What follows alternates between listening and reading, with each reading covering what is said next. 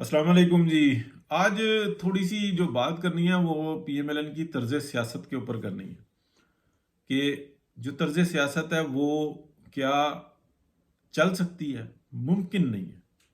देखिए, मैं उसकी एक मिसाल देना चाहूँगा कि दुनिया के अंदर आज भी लोग बहुत सारा समझते हैं कि सोने को रिफाइन करने के लिए तेज़ाब का इस्तेमाल होता है।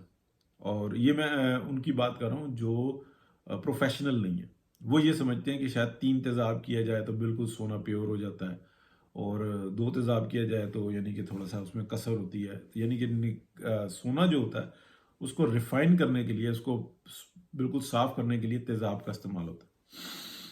और हम ये देखते भी थे अपना सराफा बाजार में जाके और मुख्तलिफ ज्वेलरी मार्केट में जाके कि लोग जो उनसे ना सोना लेके जाया करते थे। और फिर उसके बाद हमने देखा कि लेबॉर्ट्री का निज़ाम आ गया कि आप सोना लेकर जाते हैं, वो उधर ही टेस्ट करते हैं, और टेस्ट करने के बाद वो आपको प्योर सोना दे देते हैं और वो दूसरा रख लेते हैं। उनके पास सोना मौजूद होता है, और पूरी दुनिया के अंदर, पाकिस्तान के अंदर कोई चेक नहीं है, और अल्लाह ना करे कुछ चेक हो, क्योंकि अगर चेक हो गया तो वो फौज के हाथ में जाएगा चेक का निज़ाम। और फिर उसके बाद जो होना, अल्लाह ताला रहम ही करे, क्योंकि एक ऐसा जानवर जो हमेशा जो उनसा ना सरहदों पे लड़ा है, उसको सोने की रिफाइन की चेकिंग के लिए जो उनसा ना क्या कहते हैं, चेयरमैन लगा दिया जाएगा। और फिर अल्लाह ही रहम करे। उसको जो कुछ आता, लूट खसूट और कब्जे करना और दूसरों को मारना, दुश्मन को, वो दुश्मन समझ के जो ना पड़ जाता है। और पाकिस्तान के अंदर ये जो बर्बादी फैली है, ये दुश्मनों की वजह से ही फैली है। यानी कि वो जो चेयरमैन लगता है, एक फौज के जर्नैल की क्या तरबियत होती है कि दुश्मन को की ऐसी तैसी फेर दो। फिर जब उसको चेयरमैन लगाते हैं तो वो अवाम को दुश्मन समझ लेता है। और जो बिजनेसमैन होता है वो ये कहता है कि ये जो मेरे सामने मौजूद है ना, ये मेरा क्लाइंट है, इसको मैंने सर्विस देनी है, इसको मैंने सहूलत फराम करनी है। तो ये है पाकिस्तान की बर्बादी की असल वजह। बहरहाल, तर्ज सियासत के ऊपर बात कर रहे हैं। ये जो सोने की रिफाइन थी ना, ये तेजाब से हुआ करती थी आज से 20-25 साल पहले तक, 30 साल पहले तक। फिर उसके बाद एक इनकलाब आया, मैं नाम नहीं लूंगा जहरों के। वो जहर जो उनसे है ना, उनके थ्रू और थोड़ा से हीट के, यानी कि बिजली के हीटर इस्तेमाल होते हैं, और सोना रिफाइन हो जाता है। पहले ये होता था कि एक लंबी चिमनी, और ये जितने कमरे में मैं हूँ, 14 बाई 14 का ये कमरा है, इसके अंदर अगर हम चिमनी लगा के अगर एक वक्त में 1 किलो सोने को रिफाइन करना शुरू करें, तो यहाँ पे बैठना जो है ना बहुत मुश्किल हो जाएगा। यानी कि चिमनी लगी हुई है और क्या कहते हैं, उससे धुआं बाहर जा रहा है, और यहाँ पे गैस जली हुई है, और उसके ऊपर सोना रिफाइन हो रहा है। 1 किलो सोने की मैं बात करूं तो वो यहाँ पर बैठना जो है ना मुश्किल हो जाएगा, इतनी हीट होगी, इतना सब कुछ होगा। लेकिन आज के दौर में ही इस 14 बाई 14 के कमरे के अंदर एक छोटा सा हीटर लगा के चंद जहर और 10 किलो सोने को रिफाइन करें, ठीक है, और एक पूरा एक क्रोसिबल जो है ना, जो होता है जार जो होता है, उसके अंदर वो डाला हुआ हो, तो वो इस 14 बाई 14 के कमरे के अंदर यहाँ पे 10 बंदे बैठे हुए हैं तो कुछ भी नहीं उनको होगा। सिर्फ एक खिड़की थोड़ी सी खुली हुई हो कि यहाँ पे जो हीट है हल्की सी वो निकल जाए, और वो हीट बाहर निकल रही होगी।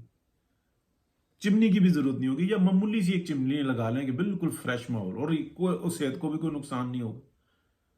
और वो 10 किलो सोना जो है ना रिफाइन हो जाएगा, और उसके जो खर्चा होगा ना तेजाब की निस्बत, वो 5 या 10% ही होगा। ये टेक्नोलॉजी का इस्तेमाल है, ये एक नई टेक्नोलॉजी। आप इस बात को समझें कि पाकिस्तान के अंदर जो इस वक्त में जो बर्बादी फैली हुई है ना, वो ये फैली हुई है कि जो पीटीआई को जो मिडल ईस्ट के जो है ना, आप कह लें कि तलाबीब से जो डायरेक्शंस मिलती हैं, जो उनको गाइडेंस मिलती है, जमात अहमदिया को और पीटीआई को, वहां से सारा ये आता है इनके पास मवाद। अब वो किस रास्ते से होकर आता है, लेकिन ये उसी के ऊपर अमल कर रहे होते हैं। उन्हीं को सारा मेथड बताया गया कि आपने इस तरीके से ग्रुप्स बनाने हैं, और इस तरीके से लोगों को मोबिलाइज करना है, इस तरीके से लोगों को ये फीडिंग देनी है, और वो लोग किसी दूसरे की बात सुनने के लिए तैयार नहीं है, यानी कि उनके ऊपर जहर चढ़ता जा रहा है। ठीक है, तो ये आप कह लें कि ये वो निज़ाम है कि जो जहर का है।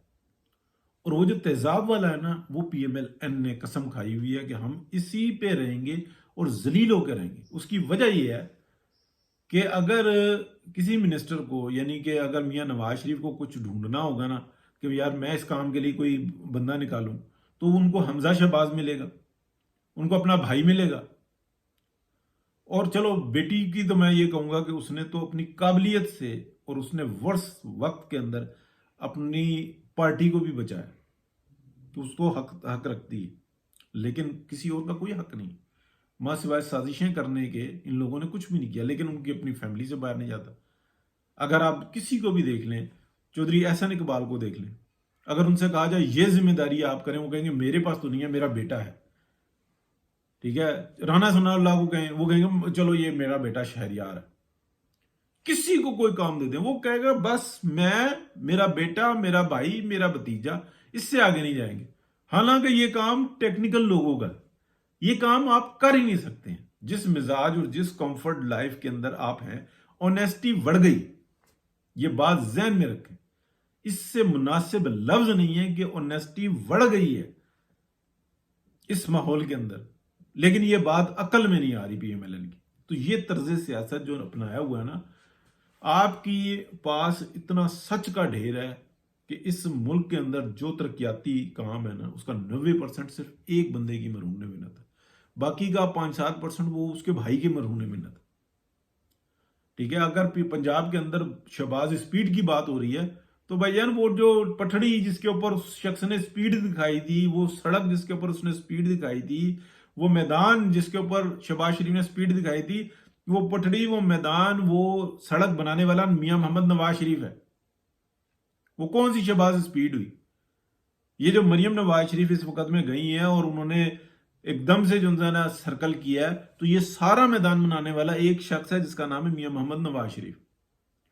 उस ग्राउंड के ऊपर आप सियासत ना कर सके तो लानत है आपके ऊपर, लानत है। इसलिए कि जब आपको अपना, यानी कि आप मुझे ये बताएं कि जब आपकी बेटी बीमार हो, मियां मोहम्मद नवाज शरीफ से मैं ये एक सवाल करता हूं, आपकी बेटी बीमार हो, आप किसके पास लेके जाएंगे? शहबाज शरीफ के पास, हमजा शहबाज के पास, या क्वालिफाइड डॉक्टर के पास? आप डॉक्टर के पास लेके जाएंगे उसको। लेकिन इस वक्त में आपकी पार्टी बीमार हो गई, आप टेक्निकल लोगों के, उन लोगों के पास नहीं लेके जा रहे जो इस वक्त में इस डिजिटल दौर के अंदर, इस डिजिटल दौर के अंदर जो इस मामले को समझते हैं। और अगर आप लेकर भी जाएंगे तो ऐसे मुनाफिकीन के पास लेके जाएंगे जो कभी जिंदगी में आपके काम नहीं है, और जो आपके लिए बुरे वक्त में खड़े हुए, जो कि एक सिक्का होता है और वो ये फाइट करना जानते हैं, आप उनको ताकत नहीं देंगे, उनको फ्रंट पे नहीं लेके आएंगे, उनको नहीं कहेंगे कि लो भाई तुम हमारे लिए अन्य वाह खड़े हो गए, आज के बाद तुम्हारी जिम्मेदारी है। नहीं सोचता हूं, नहीं बताता हूं, नहीं ठहरो, हम देखते हैं, करते हैं, जलील करके, इतना जलील करके, और फिर जब देख लेंगे 100% यकीन हो जाएगा कि आपके जो इर्द गिर्द मुनाफिकीन है वो कहेंगे वो बिजी हो गया, अब बताओ मियां साहब, अब बुलाएं उसको। वो कहेगा भाई मैं अपनी सारी जिंदगी की जमा पूंजी जो है ना बच्चों के लिए मैं लगा बैठा हूं, मैंने अपनी दुकान सजा ली है, तो अब आप मुझे बुला रहे हैं। जब मैं आपके पास पहले 3 महीने खड़ा रहा, इर्द गिर्द घूमता रहा कि कोई काम हो, कोई बताओ, उस वक्त मैंने एक तरीका।